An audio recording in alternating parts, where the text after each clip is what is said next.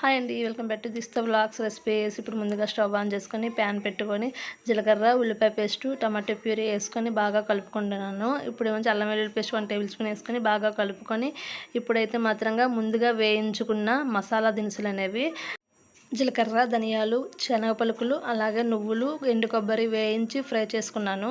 Fry చేసుకున్న paste పట్టుకున్నాను. ఆ పేస్ట్ని కూడా యాడ్ చేసి కారం, పసుపు, ఉప్పు, గరం మసాలా వేసుకొని బాగా కలుపుకొని ఇందులోకి కొద్దిగా వాటర్ వేసి కలుపుకొని మూత పెట్టుకుంటున్నాను.